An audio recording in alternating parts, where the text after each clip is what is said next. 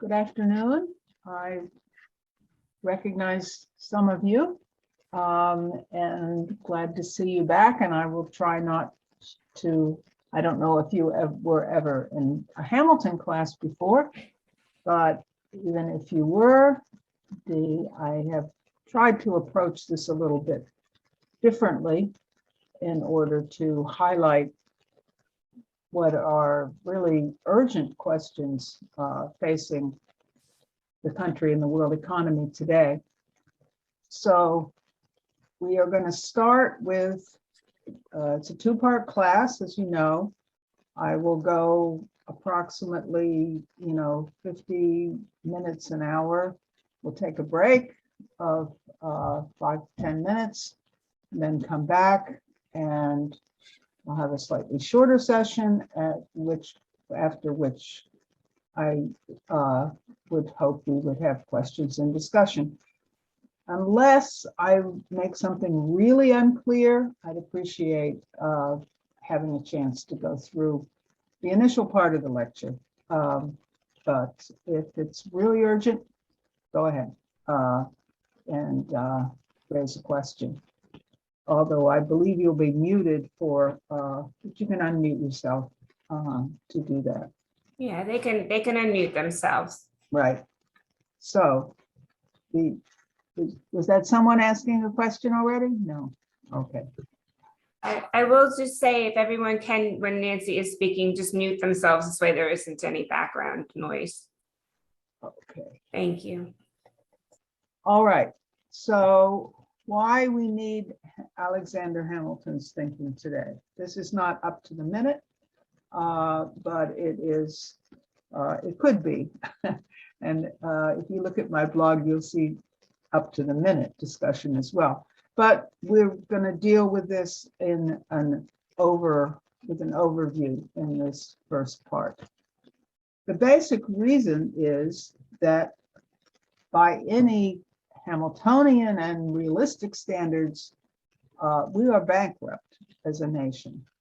Now, what you hear most about is the debt overhang, unprecedented debt, outstripping any kind of gross national product, and the gross national product being a bit expanded beyond physical product. But that's not the worst of it. I mean, you can incur a lot of debt for long-term projects like bridges and railroads and so forth, and that won't be a problem because you will eventually be able to pay that debt. But in this case, it is a problem. But the physical situation of our country also qualifies us more seriously. Manufacturing so low we can't produce many of our basic necessities. We were aware of that during the pandemic in particular, but it's also the case not just in medicines, but certain kinds of specialty steel, certain kinds of concrete, many aspects of production have been outsourced so that you have to wait for them to show up. When I was seeing a doctor sometime during the pandemic, they couldn't fix the elevator because the part hadn't come from overseas. So this is a basic necessity in a hospital to have your elevator function. We don't even produce our own food supply. About 20% is imported. Infrastructure is antiquated in many areas near collapse. We have this skilled labor shortage in various areas, construction, most engineering, and also healthcare. A huge nurse deficit. You're probably aware of that, particularly being in New York with the strike this week. And not just because of that, healthcare is in crisis because we have, as shown in the opioid epidemic, rising suicides, declining life expectancy, and our population is actually declining with the death rate rising. So you would have to say we're sort of in trouble and maybe we should look at a different economic model. Now, we have been had bankruptcy crises in the United States before. We had one following the Revolutionary War. We had one in the aftermath of the War of 1812. We had one during the going into the Civil War, and we had one in the Great Depression. The question is, and from all of those bankruptcy crises, we recovered to a higher level of productivity and prosperity than would have been expected, certainly higher than the nation and the population was experiencing before these crises. And the question is, how was that done? That was done by following the principles of Alexander Hamilton, and which is the contention of my book, Hamilton versus Wall Street, and which is what we will be discussing throughout this class for this week and next.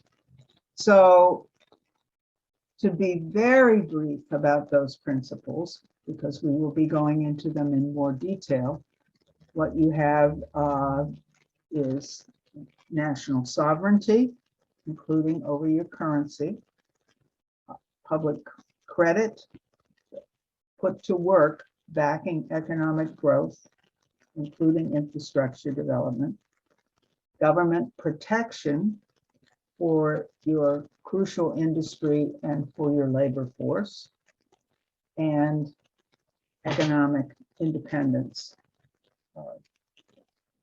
and national unity, which is described in the Constitution of the United States as the general welfare of the population.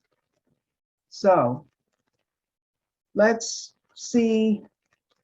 go through for the rest of today Hamilton's particular situation during his lifetime, in his development of the ideas to get out of bankruptcy and what he accomplished and what he faced, starting with what he faced. So post-revolution, what was the situation? Well, Hamilton was aware, as in the midst of that revolution, that the problem that the country faced was not really just going to be the military situation against the British. It was going to be economic. And this is a statement that he made in a letter to Robert Morris, who was then head of finances for the Continental Congress, giving the result of his thoughts, Hamilton's thoughts, on what was going to have to be done to face the economic problems, because from the position that he was in as the chief aide-de-camp to Washington, the problems that he was constantly coming up against was not having the resources to be able to wage the war, not being able to pay the troops, not being able to feed the troops, not being able to move the troops and house the troops. These were the problems that really led him into a study of finance. And one of my most admired scholars of Hamilton, Richard Silla, describes him as a soldier scholar in the course of the war, looking at how this could be dealt with. And the problems were enormous. The physical destruction of the country coming out of the revolution was devastating, particularly in places like New York, where the British had occupied the country from 1776 to 1783. The burning was obviously devastating, but beyond that, places were occupied, left filthy, and those houses and buildings that remained were basically like pigsties. So that was the most dramatic, perhaps, but there was destruction of farmland from the movement of troops, and overall, devastation of the productive capability, not to mention the population, which was very much affected in terms of war injuries, deaths. It's estimated that perhaps 1% of the population was a casualty in the physical sense. You had the debt, enormous amount of debt. The foreign debt was the least of it, although on that, the interest had not been paid to France from at least 1785, but there was no money to be able to do anything, and the money there was not considered trustworthy. In many was, not only from one state to one colony to another, but even from day to day. You had crushing taxation in some of the states which had heavy debt to try to manage their debt. That was causing revolts among the population, like Shays' Rebellion in Massachusetts. Massachusetts being one of the states with the highest debt that remained. You had British economic warfare going after the war allegedly ended.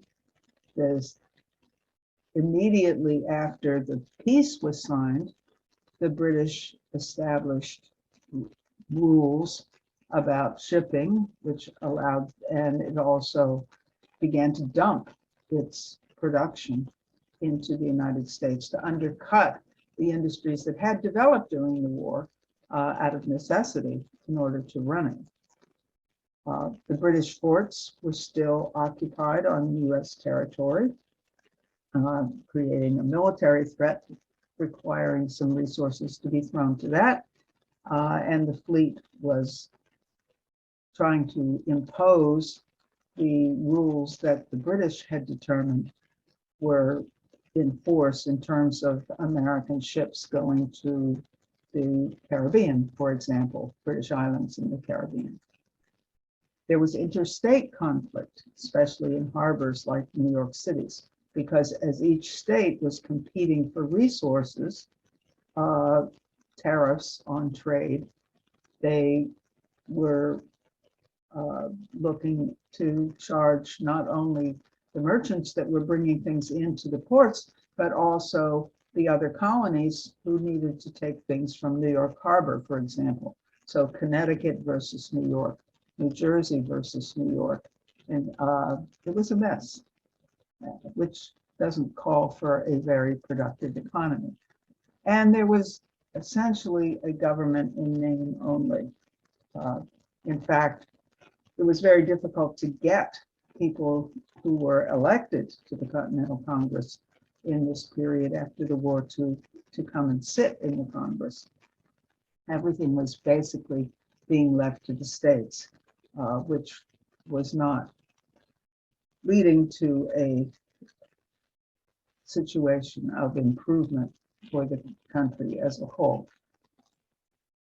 So Hamilton, in his thinking during the war itself, there was lots of downtime in wars those days. In the wintertime, you could study, and he studied like mad, had a general idea of what he wanted to accomplish and what needed to be accomplished in order to secure independence. We had to have economic independence, not just a military withdrawal of the British off our soil.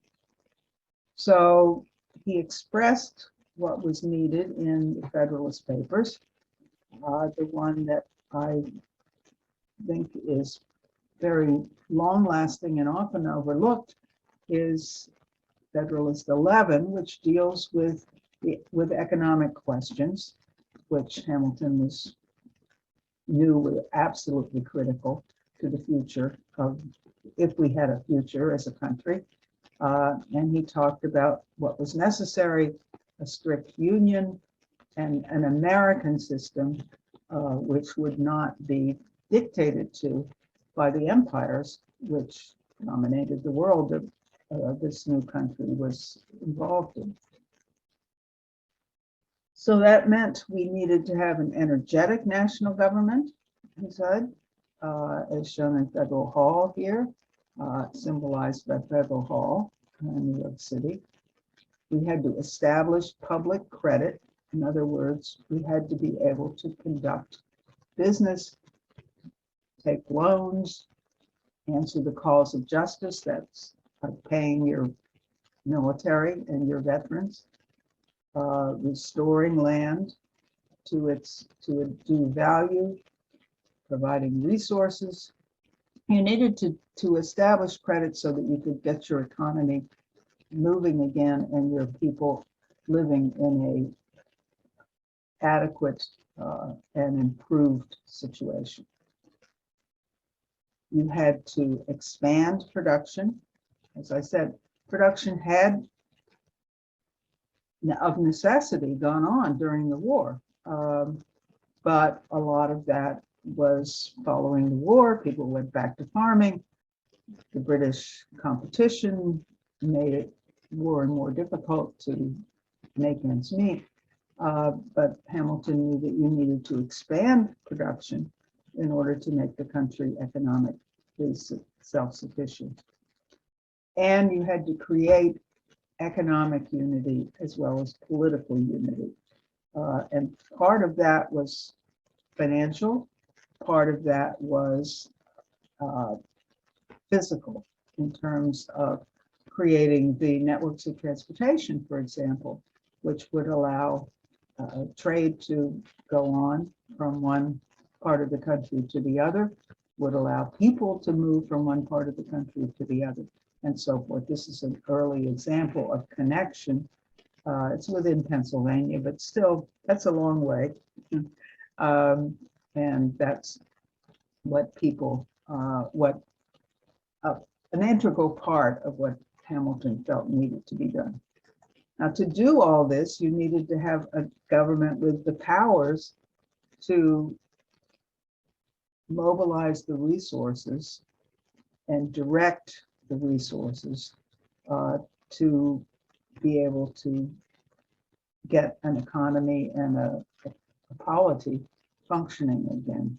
Hamilton described in his speech to this New York ratifying convention the need, he called it a representative democracy with checks and balances, because each part, particularly the Senate and the House of Representatives, would represent slightly different interests. You needed to have a balance, but this was essential to be able to pull the country together. And you had to have the powers in the Constitution to allow you to deal with the economy. And that Hamilton played a major role with James Madison and James Wilson and others to ensure we're there. And this is the element of the Constitution which allows that. I'm not going to read this to you, but I highly recommend you become more familiar with it if you're not already, because it is one of the most important places of outlining the power within the Constitution of the United States.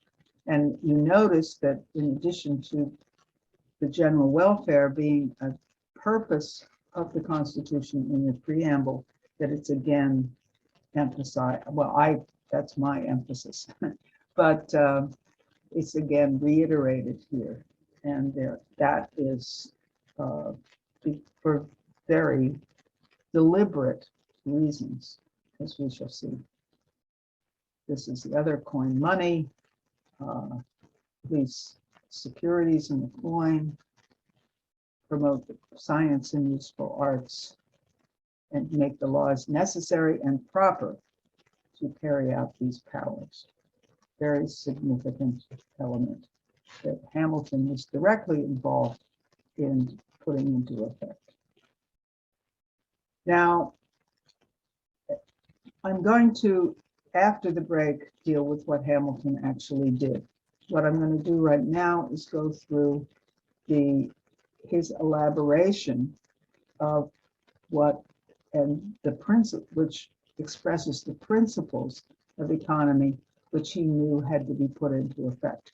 And this I consider to be elaborated most fully in the report on manufacturers.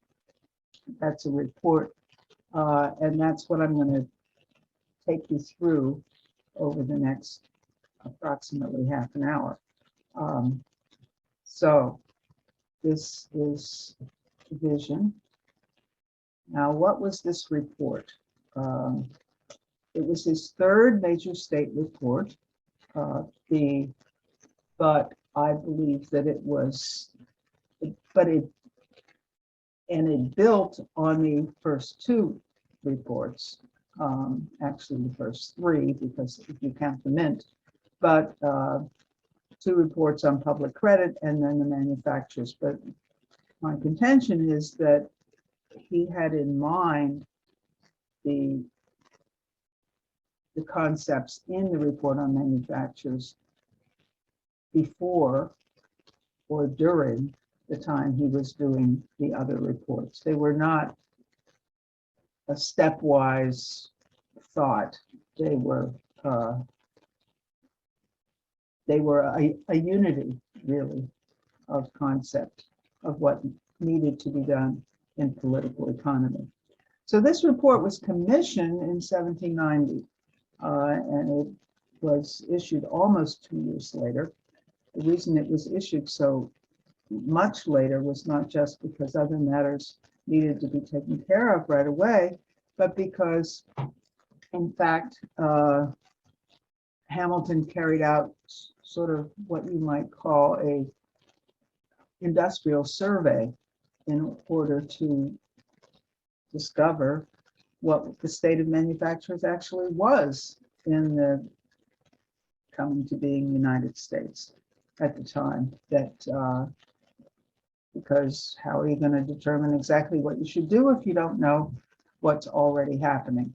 So he had a network of individuals in various of the colonies, wrote to them and asked, what's it like in your area? What's the clothing production in your area? What's the iron production? What's this skin production, and so forth?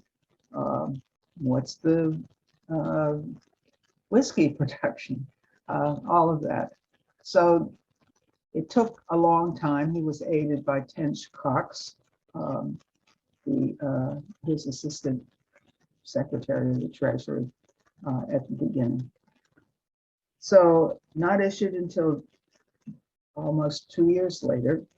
It's over 30,000 words because it has a theoretical section. It has a political section, basically, and a nuts and bolts implementation section. And I would recommend you read it, except that many people don't find it very accessible. But I encourage you to do so as much as you possibly can, because those who followed Hamilton, particularly in the early period, reprinted the whole section of that Hamilton wrote on how the country had to have manufacturers. And it's not easygoing, but it's very important. Now, this is often overlooked as in importance because the report was never voted up by Congress. In fact, it was never voted on. The only thing you can find is when it was submitted to the House of Representatives, and then nothing else appears. So, but in fact, it had a major impact on shaping what was done in the immediate period in terms of the tariff regulation. And it also had a long-term effect, theoretically, both in the United States and internationally. Now, at the same time that Hamilton did, you can see how serious he was about this perspective on manufacturers, is that at the same time that he was writing the report on manufacturers, he was working to establish what would legitimately be called a pilot project for a multi-industry, I say an industrial park, exemplary of what should be done in order to make us an independent manufacturing nation.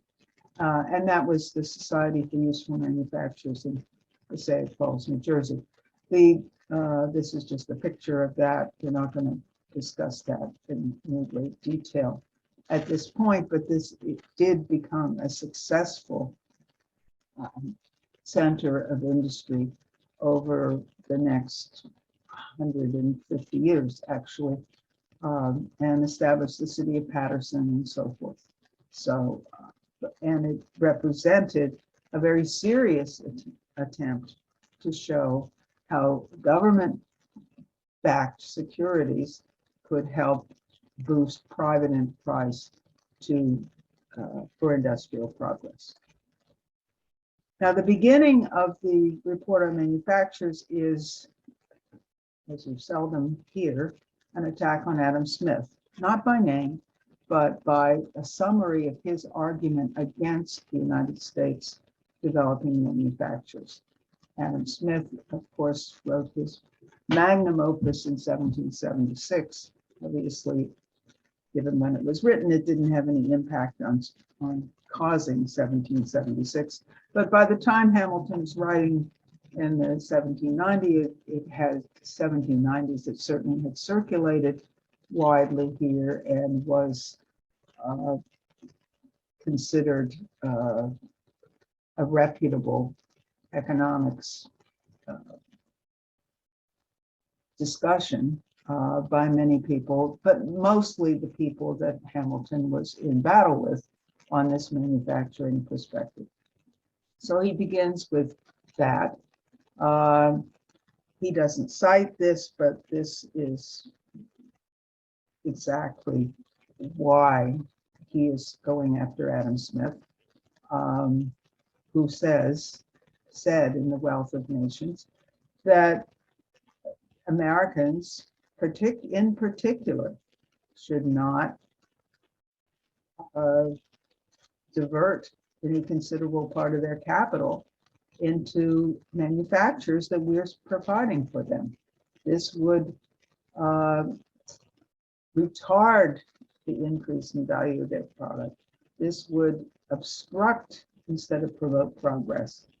Now, Hamilton knew that this was really duplicitous because the British, including the sponsors of Adam Smith, had implemented precisely the kind of monopolies on their own production, on their own manufacturers, in order to, and government aid and so forth, in order to develop their own base of manufacturers. So, but when they recommended to their former colonies that they not do it and that this was detrimental to them, it obviously was a fraud and simply a way to try to maintain themselves as the major source of industry in the world. But from there, he goes much more theoretical into what that actually produces national wealth, not individual wealth, national wealth. First, is it just agriculture? And with this, he agrees with Adam Smith that there's a whole school called the Physiocratic School, which says that product of the land is everything. That's the major source of wealth in the world. So this is not true. Is it trading? Is it buying cheap and selling dear? Is that what produces your national wealth? No, Hamilton indicates that this is not the way that you actually do it. You do it through manufacturers, and manufacturers are the inventions of the human mind. This being an example of one of the early geniuses who was noted as an inventor of the steamboat. So he talks constantly about mechanization and how mechanization and manufacturers don't compete with agriculture, but increase the productivity of agriculture and increase the productivity of the country as a whole. Now, one of the examples, early examples not used by Hamilton, of course, is the cotton gin, which I have a picture of here, just looking for an early invention. And quite wrongly, the cotton gin is totally equated with slavery these days. Cotton gin was a useful technological innovation that didn't require slaves in order to run it. And in fact, the guy who established the cotton gin as an improvement in a very significant technological improvement in cotton production also developed interchangeable parts in munitions factories. And this is a painting of one of the factories that he had in New England somewhere. So it was the use of the human mind to develop new technologies to increase the productive power of labor. That's what Hamilton comes to as a conclusion. And he says, I'm not contrasting manufacturing with agriculture. I wouldn't go so far as to say manufacturers are the only source of wealth. What I'm saying is that they contribute to the entire economy to make everything more productive, including agriculture. And then he goes into the specific benefits,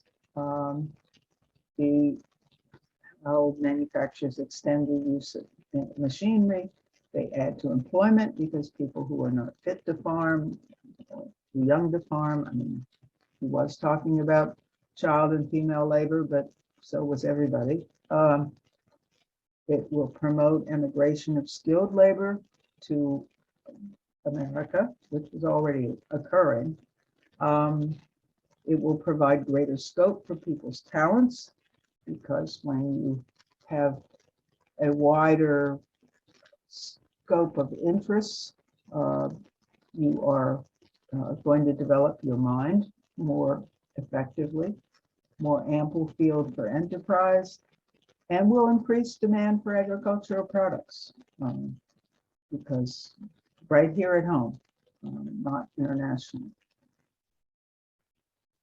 And the particular expression that he has toward the benefit of manufacturing for the human individual, which is critical to his or her productivity for the country, is this one, which I consider my motto, sort of. And you can see, to cherish and stimulate the activity of the human mind. When I first read this in the Report of Manufacturers, this really jumped out at me because of how different it is from your study of economics overall. Because Hamilton was not really, of course, an economist. He was a political economist. He was a statesman, economist, and therefore involved in statecraft, with which economics is a major part. But his concern was not dollars and cents. His concern was the source of wealth, which includes this. Now, he had to act on the Report of Manufacturers is a long section answering the opposition. And this, any similarity to the arguments we have today against the necessary measures of government support for economic growth, I leave it to you. First, we can't afford it. We don't have capital or money to be able to establish manufacturers on the level that Hamilton wanted to do it. And Hamilton said, you know, easy. We will create a national bank, capitalized with government bonds, and that will allow us to actually provide credit to those companies who want to establish manufacturing establishments. Of course, the National Bank was already established when Hamilton issued the report on manufacturers, but that's his answer. Second, well, banks are bad. We want to use them as little as possible. And the first thing you have to do is not invest in building, but pay down the debt. And Hamilton says that you should instead fund your debt. And that will be a new power in the operations of industry. It will give you credit to be able to increase the real wealth of the community. Like when a farmer borrows money to improve his farm, and in the end, he has a more productive farm where he not only is able to pay back his loan, but is able to further enrich the country and the community. We don't have enough skilled labor. Americans, don't have the ability to make these looms or other machines that they do in Europe, in particular Great Britain. He said, no problem.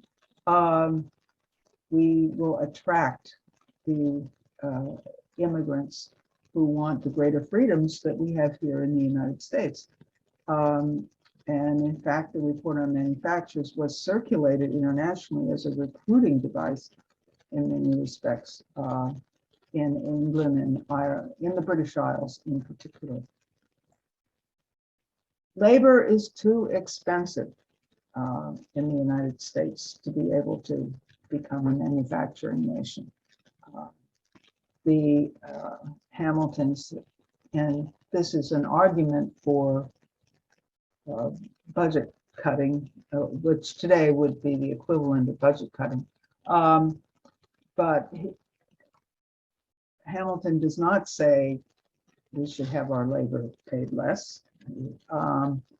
He said he thinks this was an exaggerated complaint, but on the other hand, it's always possible that our labor is too expensive, but that's not a big problem if we increase our mechanization, because we will be more productive, in fact, by the technological means.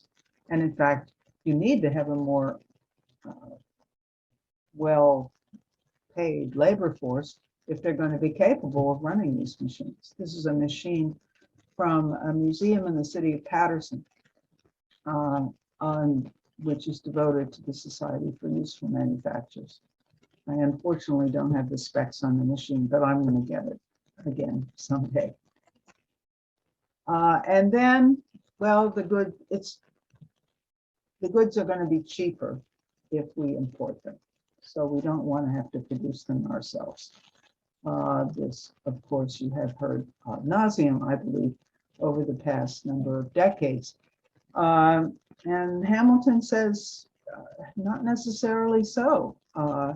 Your initial tariffs, and if that's the way you're protecting your industry, may make the production more expensive at the beginning, but as our production improves in quality and technological capability, it will become cheaper. Think computers, right? Think going from more expensive computers in the old days to how much it costs now.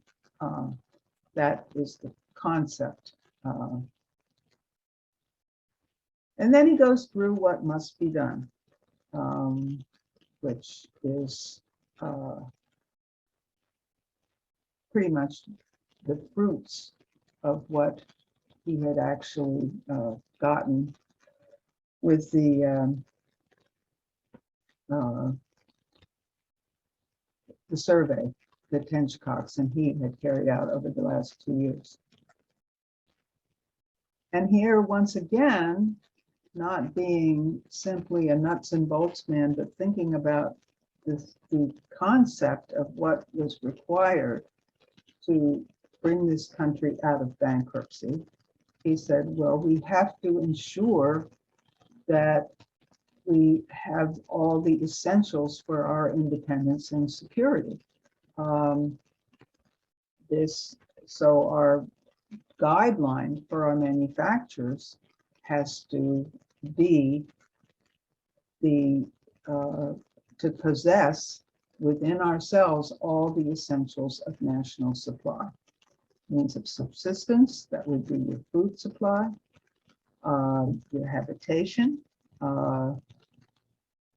your clothing, and in fact, we were to a large extent prior to the dependent upon importing clothing, and today that's one of the major areas in which our manufacturing has been hollowed out.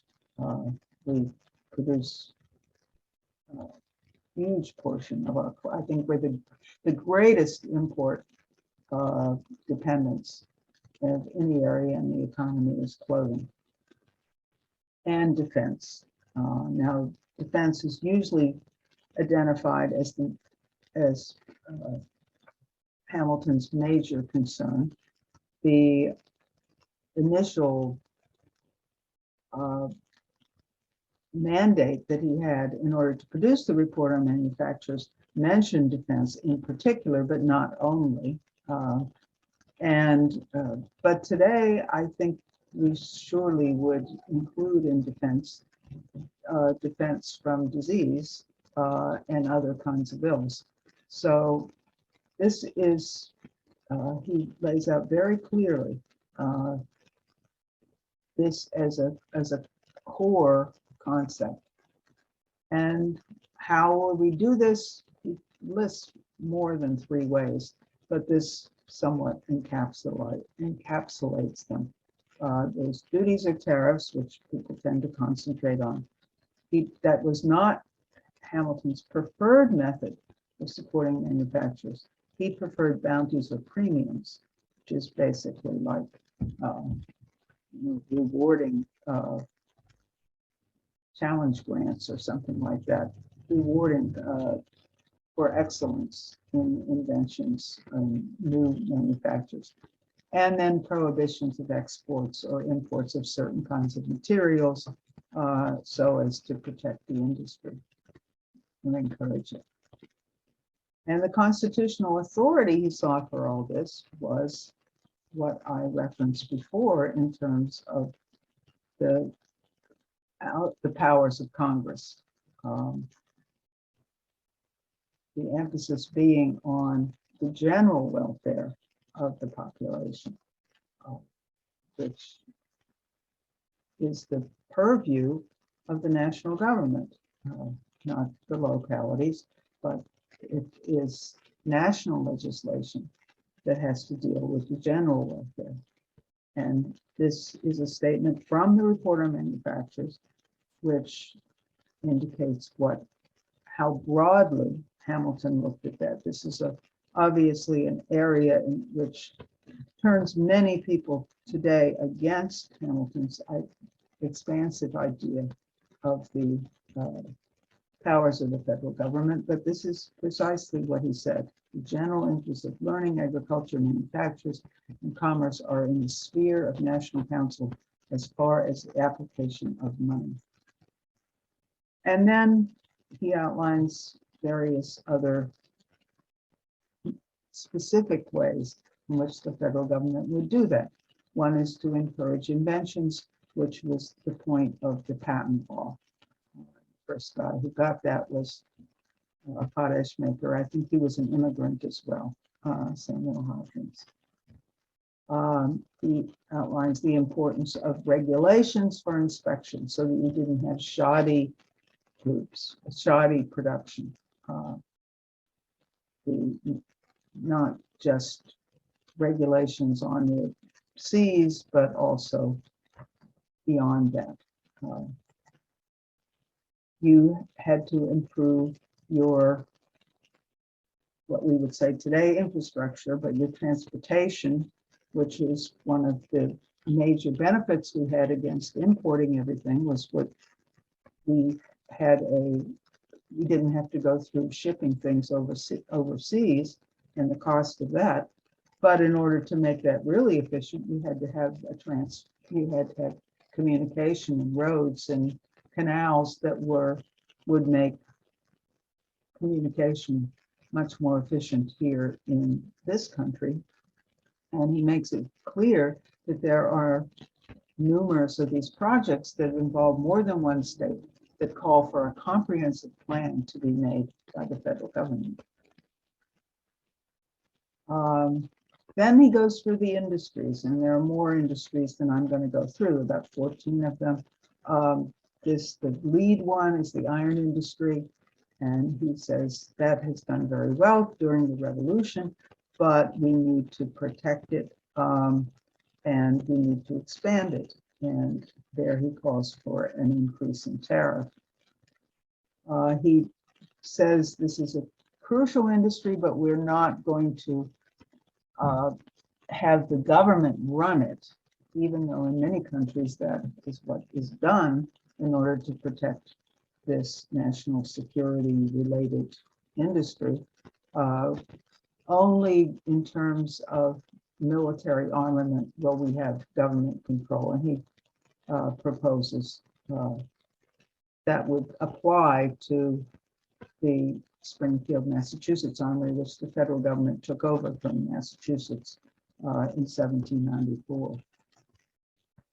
He goes through the skins industry as a major one. That's leather, which needs to be protected from international competition with increased duties. Grain, flour, and spirits. We're very familiar with that in terms of the fact that Hamilton found taxation on liquor in particular to be particularly advantageous, not because he hated the farmers, but because he also thought that people were drinking too much. And in fact, they were. There's incredible stories which are true from everything I can see, that in the young United States going into the 19th century, and I don't know lasting how long, our Americans drank many, 2 to 3 times as much hard liquor than people in Europe. So there's a book called The Alcoholic Nation, which is actually pretty thought-provoking. But anyway, so Hamilton thought discouraging drinking was one purpose of this, but also making revenue. Cotton doesn't deal with it as a plantation crop. In fact, at this point, it probably wasn't much of a plantation crop. He's talking primarily, his survey deals with homespun and home cotton production. And he proposes rewarding the women who are doing this in order to increase that production. And then books, interestingly enough. There's a significant interest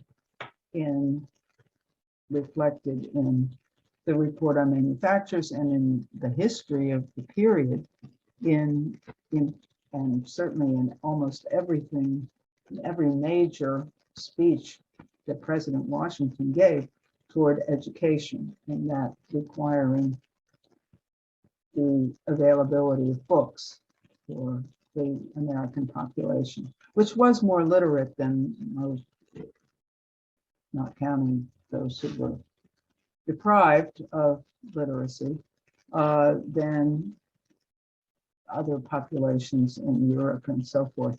So he took special pride in looking at the book industry special attention to the book industry and called for raising tariffs. And at the end of the report, he calls for a board for the promotion of arts, manufactures, agriculture, and commerce to be funded by federal tax revenues. He assumed that the tariffs that were implemented were going to produce a surplus and that we could spend that for the equivalent of R&D, National Institutes of Health, National Endowment for the Arts, and so forth, in order to create a better capability in the future. And that is the end of part one.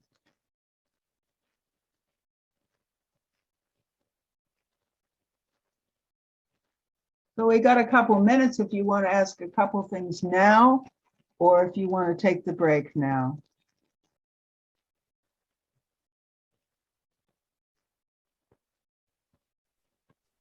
Yeah, I have a question.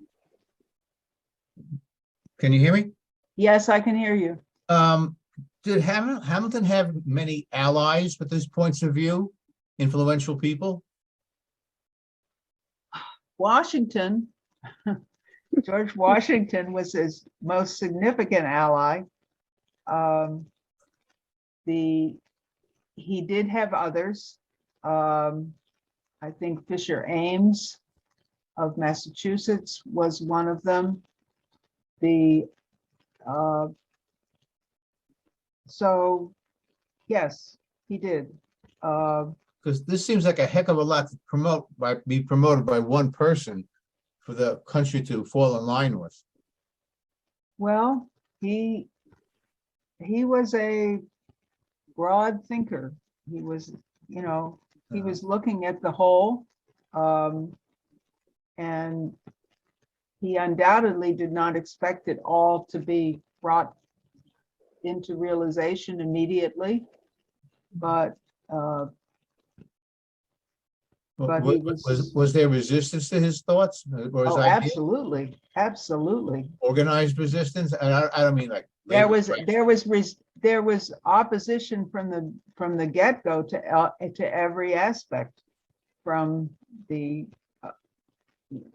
establishment of an energetic government to the establishment of a national bank and to the establishment of manufacturers. All three, there was a very extensive opposition, and he was really only able to establish a framework that would allow this to happen in the future. But a very significant framework in terms of finances and what he wrote, right, which survived and was used very much by those who fought after he no longer was in politics. or alive. Okay. So I know it's massive, but he's a genius, right? And he was a genius who thought in that kind of expansive way. And I think he wanted others to think in that kind of expansive way. Most importantly, first with the nation. Think about the country. Don't just think about how you're going to do, which is in itself, I think, a different ethos than we've been moving to in this country for a while. So now we're going to move into what Hamilton actually did and how he accomplished bringing the country out of that state that we talked about at the beginning, which was utterly bankrupt and certainly not headed for being an independent nation with a great future. So the first thing he did to do that was to help establish the national government, of course, which, as I indicated at the beginning, with those powers of the Congress over the economy, and the strong executive was actually essential if you were going to able to have a unified nation with which could move ahead. So Hamilton's role in establishing that national government, you see him in this famous portrait, which is in the Congress, speaking in the ear of Benjamin Franklin. We don't know that that actually occurred, but in fact, Hamilton wasn't there a long part of the time, but he played a role in the discussions that went into the formation of the government. And he, of course, was the one who wrote the appeal from the Annapolis Convention to call the Constitutional Convention. He was the major force behind the Federalist Papers and the mobilization to get the Constitution ratified, ensuring in particular, in collaboration with James Madison and others, of course, that New York and Virginia ratified, even though they had added these codicils about the expectation of getting a Bill of Rights. He was the moving force and strategist to get that to happen. That's the first step that had to happen. And then he was put into the Treasury he was the first appointment, I believe, on September 11th, 1789. And the Treasury Department was the most powerful department of the entire national government, had hundreds of employees, whereas I think Thomas Jefferson at the State Department had about 3 or 4. Anyway, it was the powerhouse of where this happened, and it's from there that he was worked on trying to implement the vision of an economically independent, viable, prosperous nation. His first major report to the Congress, which was in, I think, January 5th, 1790,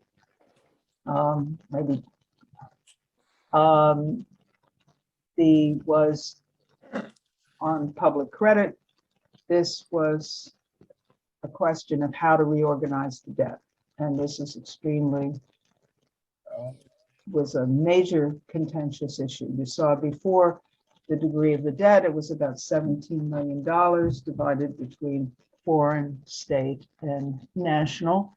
And Hamilton proposed the federal government assume the debts of the states in order that there was one debt incurred by the Revolutionary War, not separate debts where people had separate ideas of how they should be paid back. This was one debt of the nation. Every part of the nation was beholden to those who sacrificed their lives and to whom this debt was owed. So that was his proposal, and to do that, his proposal was to reorganize that debt, which at the time the Treasury Secretary was totally unpayable. It was, the interest on it hadn't been paid, and it couldn't be paid. The interest that was due was greater than the income of the government in its tariff collection. The tariff having been passed before Hamilton became Secretary of Treasury. So he had said earlier on in discussions of finance that the national debt could serve as a national blessing to pull the country together. But he was attacked for that by saying that he wanted to extend it forever, and it was beneficial per se. And this is a statement that indicates that no, he did not believe that. He believed that it was necessary to always have your a plan for extinguishing debt. And this would make public credit immortal. So, and this is what happened. This was the proposal and what actually happened as a result once the assumption plan was adopted. The interest rates were reduced that the government owed because Hamilton issued new denominations, consolidated the debt, issued new denominations of bonds, which reduced the interest that you got, but gave you perhaps some federal land or some other perk. That consolidated, as I said, that reduction in interest rate reduced the cost to the federal treasury for the year, making it more possible to deal with. And we provided an ironclad guarantee for the payment of interest, not the payment of principal, the payment of interest. There was no date given for the payment of principal. It was owed and expected to be paid, but it was not on schedule. But the payment of interest were put on the schedule every quarter and were met religiously.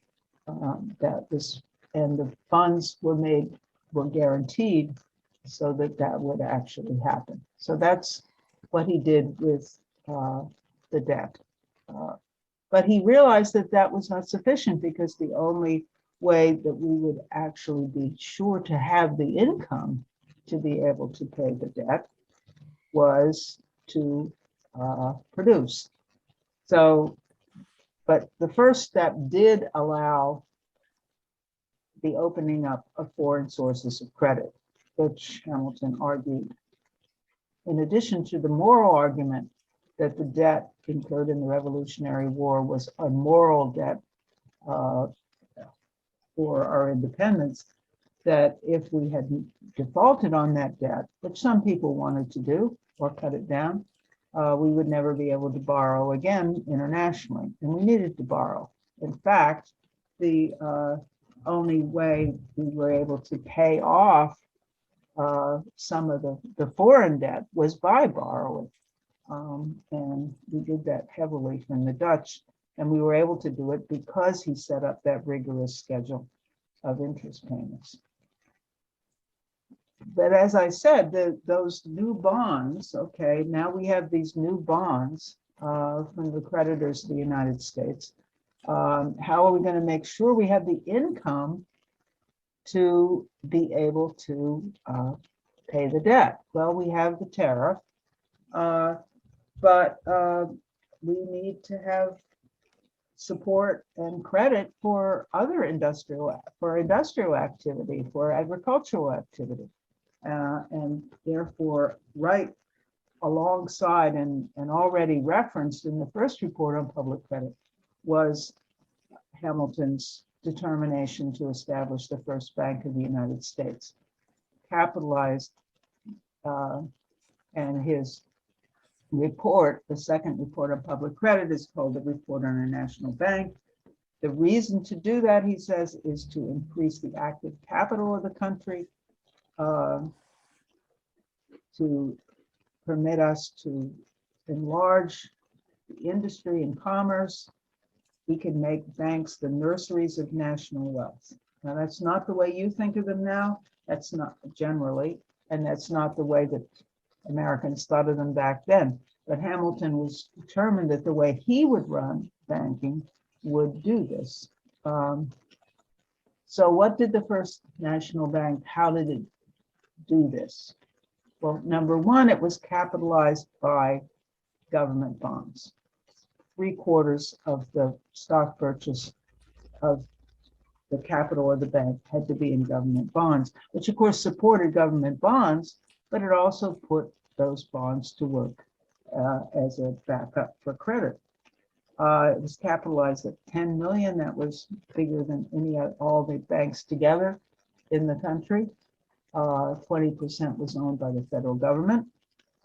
But it was privately run with the intent to turn the government, and the intent, which Hamilton says over and over again, is to take dead capital, money in the bank, for example, into active capital so that it could be used for funding agriculture, manufacturers, commerce.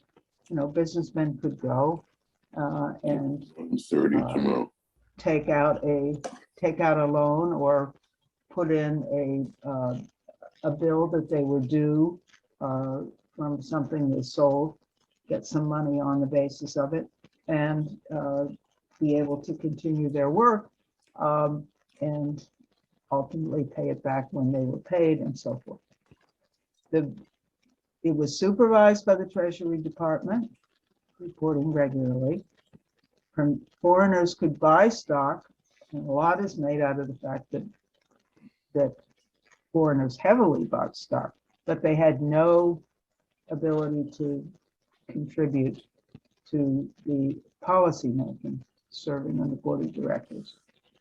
And Hamilton's argument was, if they want to put their money here to help us build the country, more power to us.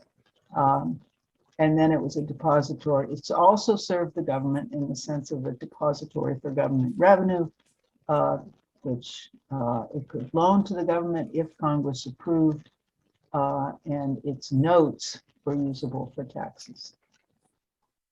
Now, one major argument Hamilton made, which actually did happen, for establishing this bank was that if you had sufficient credit available in the economy, you would reduce interest rates, you would combat usury.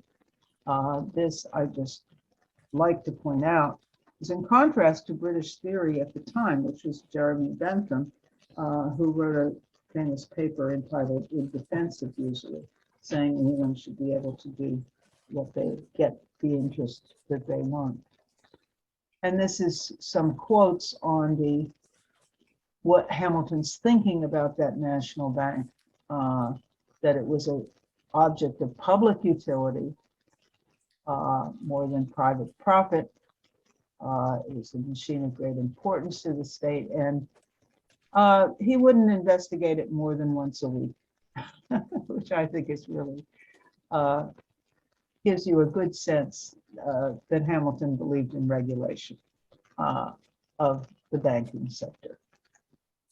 Now, Hamilton's cabinet was split on this, talking about opposition. Jefferson and Randolph the two Virginians were against it. And Knox generally went along with Hamilton, and there was almost, there was the threat that Washington might veto it on the advice of Jefferson and Randolph. And Hamilton rose to the occasion and wrote a major document called Defense of the Constitutionality of the National Bank, where he made strong argument of the power of the government to objects entrusted to its management is in its nature sovereign. He insisted that Jefferson's argument against the national bank, which was it basically came down to we could function without it. And Hamilton said, well, and Jefferson would say, and if we really had an extreme emergency, we could set it up, right? So you don't wait for something to be absolutely necessary before you carry out, you set up the right procedures and you set up the right powers.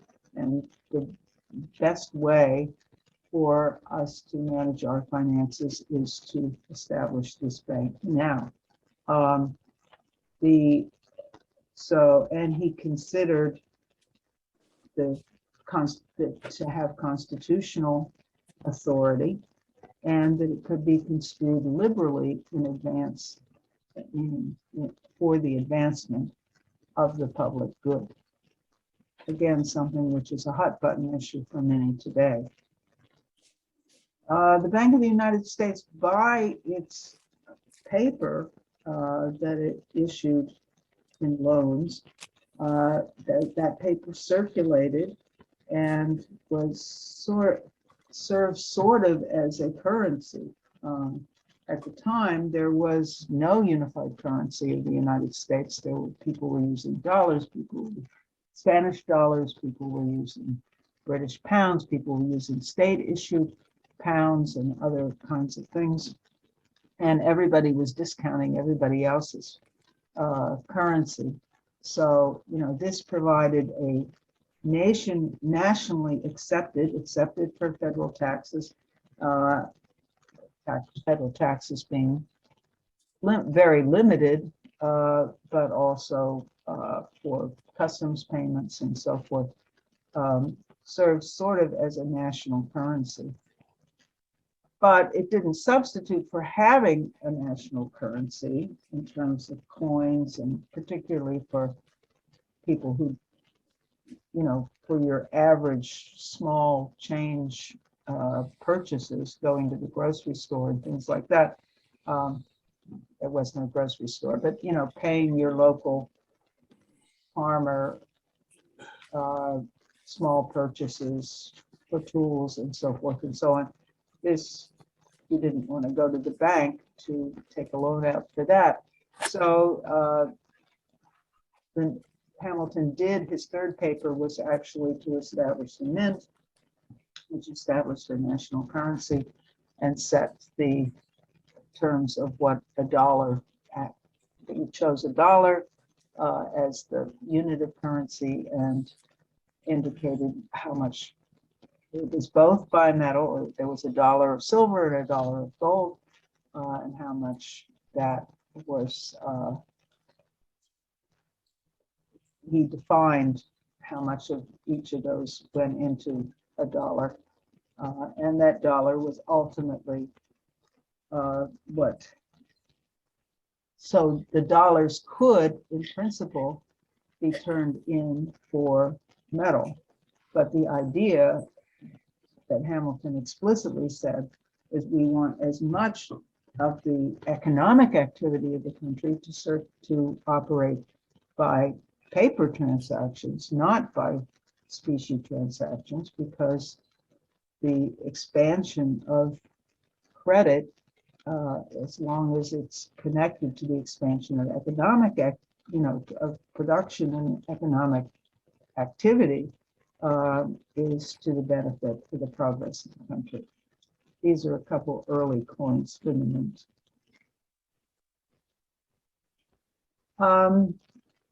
The other thing that was a result of Hamilton's success in establishing the Bank of the United States, obviously, Washington was convinced by Hamilton's arguments and signed the bill on February 25th, 1791, was to foster the growth of more banks, because there were so few, and how were people going to get access to credit without having more banks available to them? So I'm taking here from a presentation in a book given by Richard Silla, whom I mentioned before, on the financial revolution of Alexander Hamilton. There's an article about that on my blog, but one of the accomplishments that he emphasizes that contributed to the prosperity that Hamilton's work created and bringing the country out of bankruptcy was to encourage and foster the growth of more banks, of a banking system.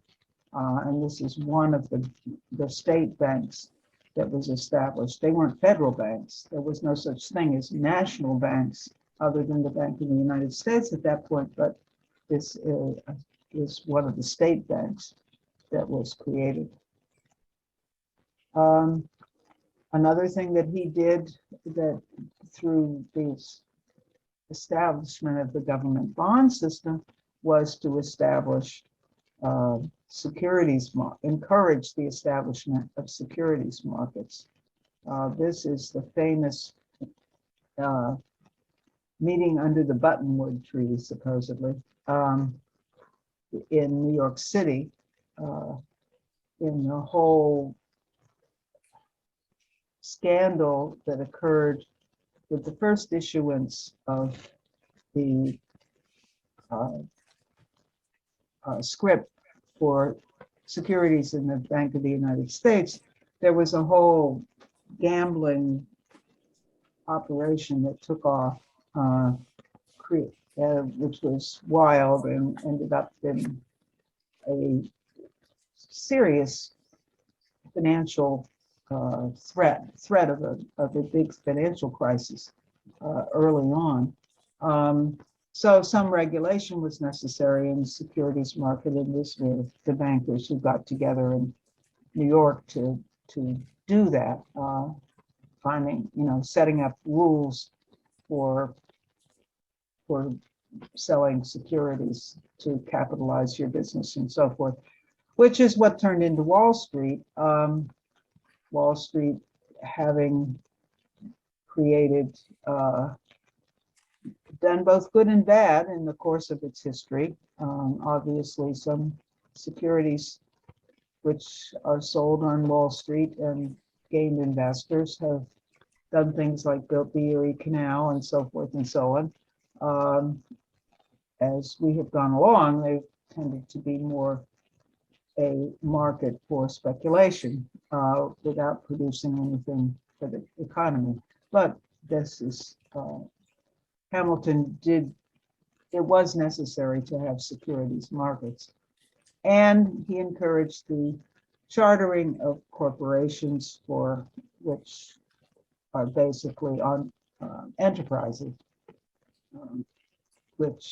productive enterprises throughout the country. And this is a grid by Professor Silla, which shows you that in Hamilton's period, here he takes off over in 1789, from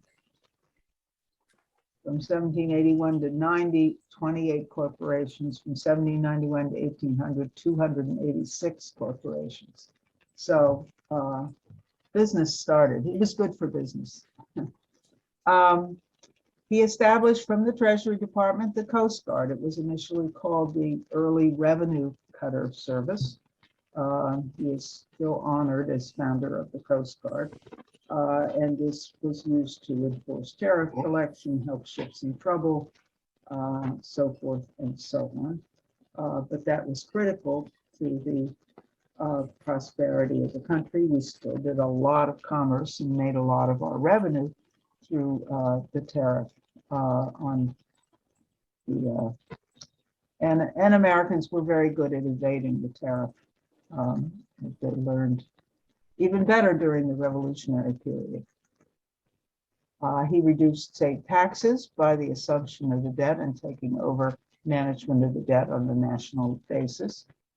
Some of those were reduced by 75 to 90%. This is a depiction of the Shays Rebellion, attack on a tax collector. Industries did expand. That goes along with that corporate development. This is what's considered one of the first textile mills here in the United States. This guy Slater, I think I showed you him before as an immigrant. That's up there in Connecticut, I believe. And some elementary infrastructure. First projects were lighthouses. This also very important to commerce and the safety of your shipping industry, your fishing industry.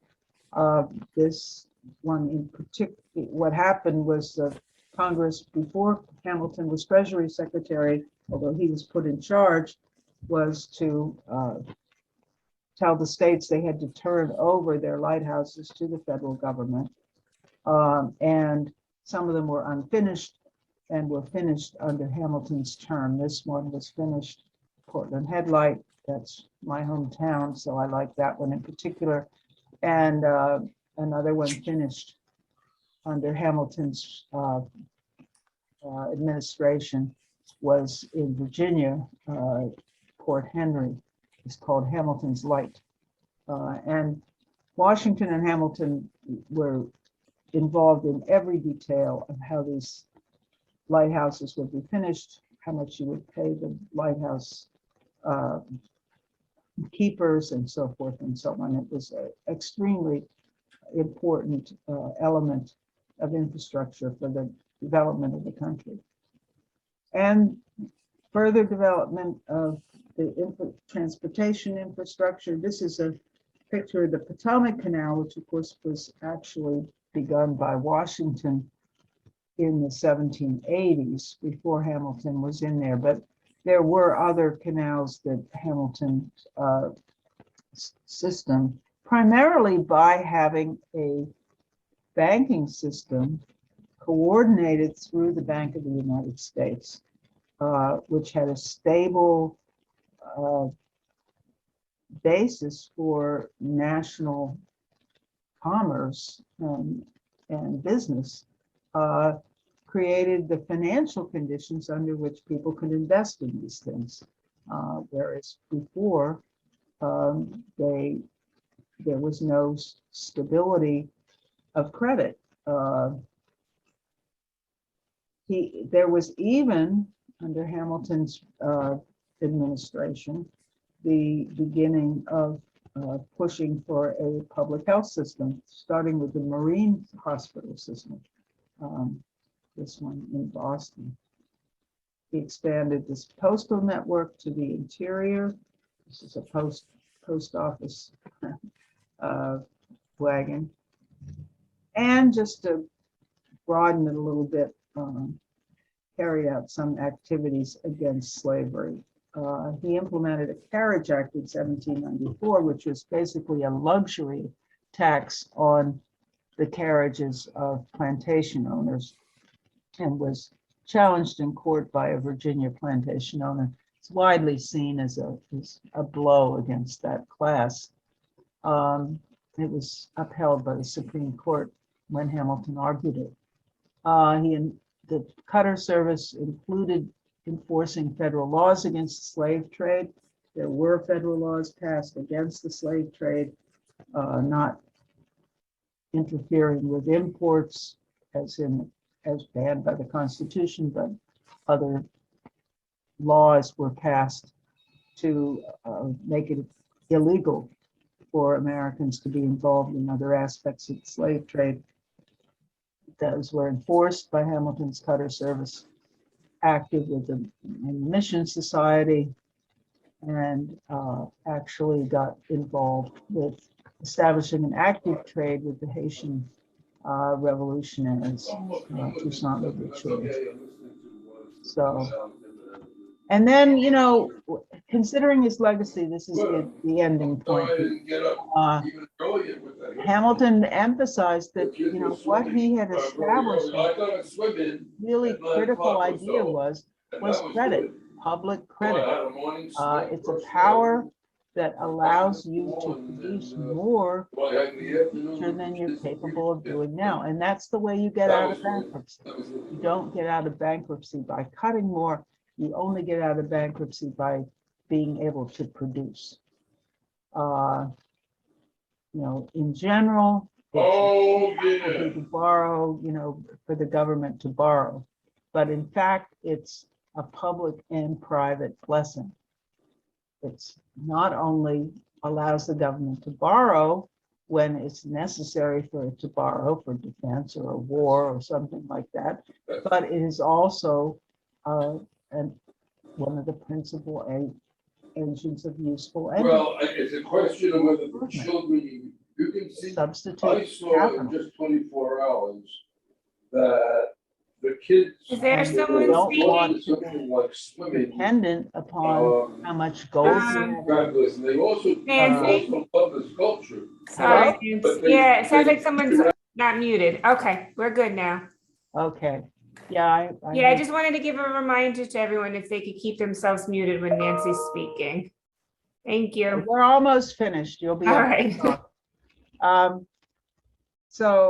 You know, that this should be considered in contrast to dependence on, before you invest in anything, you have to save up all your shekels and all your gold to be able to plunk it down to build your new barn.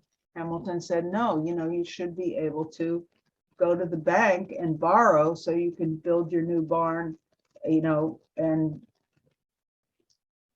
through the increased productivity of your farm, be able to pay that back. You don't want to have to wait to accumulate everything before, or cut something else, you know, cut off your dairy business, or, you know, cut the food for your kids or something like that in order to be able to accumulate to pay. I mean, this was a major, the idea of applying this not just to a government, which was more what the Bank of England did, but to the private economy, was really revolutionary. There was a visitor to the United States in the 1820s who came over and observed the level of prosperity of the United States at that particular time, and said, and particularly the functioning of the Bank of the United States, the second Bank of the United States, which was established on Hamiltonian principles. And the guy said, this is unbelievable.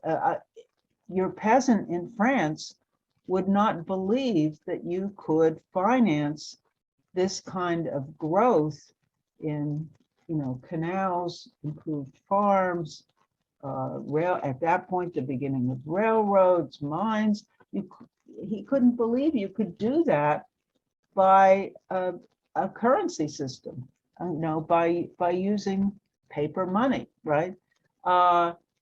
He would think that, you know, you had to go dig up the gold from the ground. So, but Hamilton, that was Hamilton's one of the aspects of Hamilton's genius. And the result was a financial architecture which lasted, and credit available for economic growth, land being improved in settlement, US credit well respected abroad. We were able to attract investment. And the economists these days have estimated that per capita GDP growth, with GDP then being much more closely related to actual product as opposed to just money, was quite unusual, was 1 to 3% a year. And that was not what was going on in even the most so-called advanced countries of Europe. So Hamilton pulled the nation out of bankruptcy with his plan. Obviously, he didn't do it alone. He was supported by Washington. He was supported by Congress, critically, but his ideas and his thinking were what did it. If you want to see more about this, I highly recommend my book, Hamilton versus Wall Street. And this is how you can get it. I have a blog, which has a lot of articles on this subject, and I'm totally open to getting emails, sending you the PowerPoint, whatever you wish. And that is it for now. I am open for questions. Hello. Why would such a genius fight a duel with a scoundrel? if you could answer that question, if I could answer that question, maybe I'd write a musical. I don't know.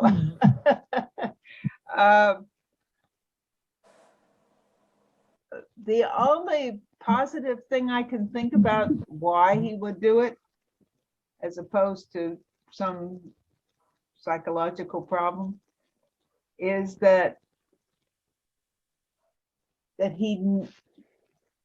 Burr was a very ambitious man, right? And he had just tried to become governor of New York, and in which case it was almost publicly mooted that New York would join New England and secede from the country. So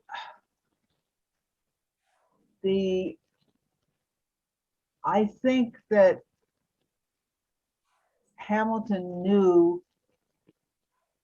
in some respect that no matter what happened, Burr had to be destroyed politically. And clearly, I mean, I don't think he wanted to die, but Burr, but the end result of the fact that he did die, I think did destroy Burr politically. Not that he didn't do things later, he did, he did nasty things later. But I think that that's the only thing I can think of. I mean, Hamilton was a long-range thinker, there's no question. He was also depressed, right, in a sense. But prior to this, to the duel, he had just intervened in a free speech case, one of these seditious libel cases in New York, and established, gone a long way to establishing the principle that truth is a defense against libel. I mean, it's not like he wasn't doing anything. He wasn't just sitting in his new Harlem house planting flowers, although he talked about that. But that wasn't what he was doing. I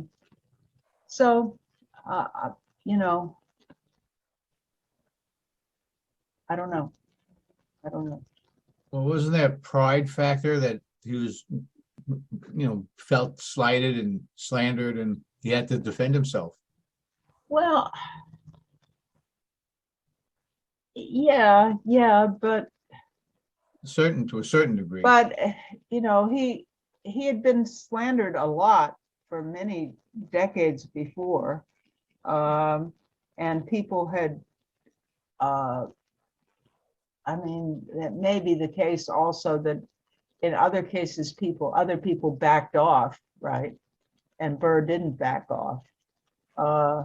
He almost came to a duel with Monroe, I believe, earlier. And I think there may have been a couple others. Mary Ann may know more about this, but there were other occasions where he came close to a duel. He had an interchange with President Adams, who said he was a British agent, and went after him on that. But that didn't come to a duel. So I don't know. There may be the aspect that he was a reactive person as well as a genius. He tended to react, usually in print at great length, to attacks on him. He didn't think that they should be let stand, right? So, but that was usually in print, not, this is the first duel that he ever fought, as far as I know, the first and last. But I don't think it was, he said that thing to his wife about, I wouldn't be I don't know exactly what it is, you know. Basically, my word wouldn't be any good if I let this by, or something like that, something similar to that. My, it's not his integrity, but my credibility, my public standing wouldn't survive unless I respond to this. Yeah, he said that if he ever hoped to be useful to the Yeah. United States in the future, and as he talks in terms of he would be without any kind of reputation, with no honor, and then he would be useless. And I think pretty much people agree that he felt that we were possibly heading toward a civil war down the road. And if he could ever help with anything like that, he would have no standing if he backed down to somebody like Burr in this exchange of, you know, verbal I mean, the darts Burr and thing was arrows. totally it was Oh, it was just ridiculous. I mean, Hamilton had said worse about Burr publicly, you know, with no, you know, so for him to say, I heard a rumor that so-and-so said you said so-and-so, you know, and you've got to tell me exactly what it was. I mean, it was a sleight of hand on the part of Burr to yeah. begin with. I mean, what Burr was upset about is that Hamilton had destroyed his becoming governor of New York. You know, he Yeah. was upset, you know, he destroyed him becoming president of the United States.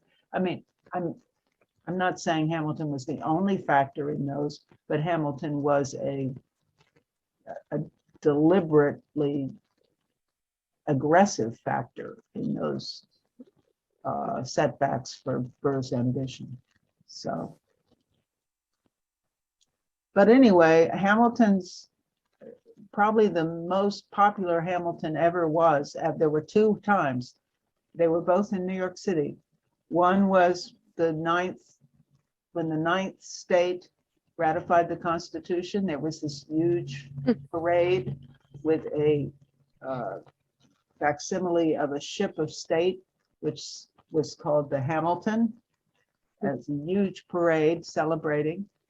And the other was his funeral, which was an incredible outpouring from every level of society, you know, recognizing that without this guy, the United States wouldn't exist because, you know, of the role that he played in pulling together the Constitution. I mean, really. And then they tend to underestimate, and then bringing us out of bankruptcy. I mean, if we had you know, if Jefferson had been Secretary of State, I mean, God forbid. I mean, I had been Secretary of the Treasury, God forbid what, you know, would have happened to the country. Well, Nancy, speaking to the gentleman's question earlier about other people that thought like Hamilton in regard to the economy and the political ideals. So I'm just looking at it basically as those are the Federalists. And how many Federalists do we know today in history? There are very few that are common names. Gouverneur Morris, Rufus King, Pickering, like people don't know who they are. John Jay, you know, Washington, apparently, you know, Chief Justice Marshall, you can't help but know about them. But why is that? And I think people really should know that Thomas Jefferson tried to obliterate the memory of Hamilton and the other Federalists. And he wrote in a letter that he wished to bury the Federalists at the bottom of the abyss. And this was just after his first inaugural speech, where he said we're all Federalists, we're all Republicans. Right. He gave that great unifying speech. We are all Federalists. We are all Republicans. And literally goes out to write this letter within weeks to someone else about not hiring, not having anybody in the administration that had Federalist ideals, that was a Federalist, or even had Federalist friends. It was quite the witch hunt. And I would like you to remind everybody what Jefferson charged Albert Gallatin with in the Treasury records. Oh, sure. Well, yeah. Well, supposedly, I mean, I've done more work on I've done more reading on the deal around the 1800 election. And supposedly the people who say Hamilton didn't really swing it say, and apparently this is true, that that a deal was made by the guy from Delaware, whose name I'm blocking on at the moment. Bayard. Bayard, Yep. you know, had just did a letter of conditions saying you will continue the Hamilton's economic financial policies, you know, and if you promise to do that, you know, then I will support you. And Burr never answered the letter, and Jefferson, in his own slimy way, made it known that he would, right? But the first thing that he did was to tell, and this is recorded by Gallatin, is that he got Jefferson told him, your main job is to go through everything Alexander Hamilton did with his financial system and find the fraud, because I know there has to be fraud. I know it has to be bad, and I know we have to get rid of it. And then Gallatin came back and said, whoops, sorry, if you mess with this, we are going down the tubes. So, you know, so it stayed, but it didn't do the same things that Hamilton wanted it to do. It was used primarily as a debt payback machine as opposed to a economic expansion machine. And that's the critical point of bankruptcy. You cannot pay your debt off if you're not producing. And that is, you know, so Hamilton is talking about credit. You know, on the other side of every debt, there's credit. What is the credit for? That's very important.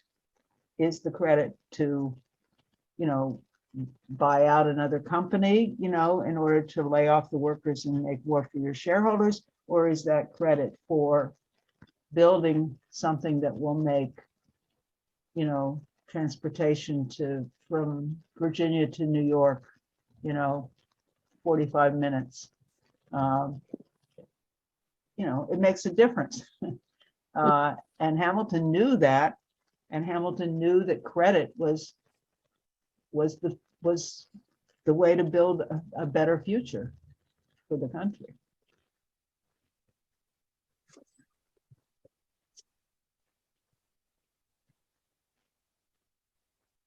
That 1795 piece Hamilton left the Treasury in 1795. Why did he leave the Treasury? That's another question in my mind. Well, partly, I suppose, because he and John Adams didn't get along, but and maybe because his family was so large at that point that there was a lot of pressure from that way. But that document I quoted from on public credit is really extraordinary in the sense of, I mean, Dick Silla and his collaborator wrote it's almost a hymn, an ode to public credit, and in how essential it is to be able to invest and to be able to build your country. And he says at the beginning, people don't understand it. They don't understand why we are in a better situation today than we were 5 years ago. They may think it's because there's a war in Europe and we have more commerce, but it's not just that. You know? It has to do with the system we set up and the fact that we have now a central national clearinghouse for our financial transactions. So it's called plans for report on a plan for the further support of public credit. Very unassuming name, but it's extremely, if you're looking at Founders Online, extremely effective report, and I probably one of the more readable ones because it's not all that long, and it's not technical. Well, very few of his things are technical. The Mint one is most technical.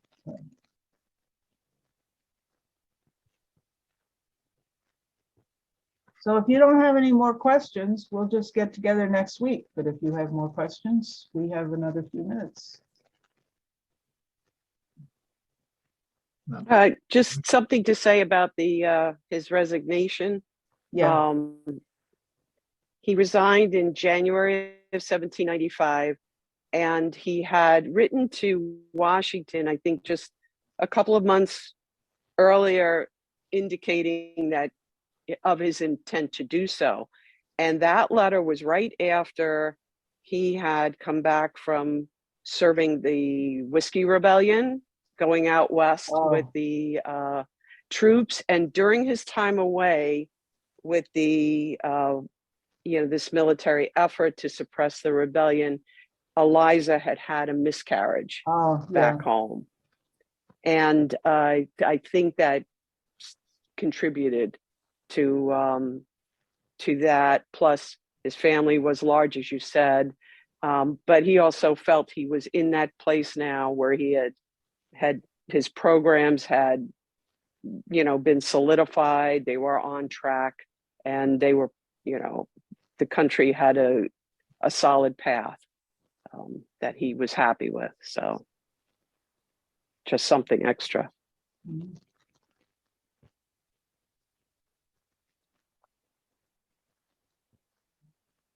I think one of the participants had a question about will it be recorded for viewing again? And typically we don't, but if you want a copy, you can always email me and then I can send you the link. I think that may have been Elizabeth. Right. That question. And as I said, if you want to want me to send you the PowerPoint, I can do that. It won't have me talking, but it will have a good bit of the information. I just need to, I gave you my email. It's just my name, Nancy Spannaus at Comcast.net. Okay, folks, I guess I'll see you next week, I hope. Thank you so much, Nancy. It was great. Thanks, everyone. Oh, wait a minute. Thank you, Nancy. Did the country experience adverse effects when the bank ceased to exist? Absolutely. It ceased to exist right on the eve of the War of 1812. That put us in a position of the War of 1812 where we were borrowing, in many cases, at absolutely usurious rates in order to carry out that war. And we didn't do so great in that war period. We weren't ready for it, but we weren't physically ready for it, thanks to what had happened the decade before. So yes, there were extremely negative effects, and that was, we'll get into that next week, because that was one of the arguments, one of the realities that allowed the second Bank of the United States to be established in 1816. Okay. Bye-bye.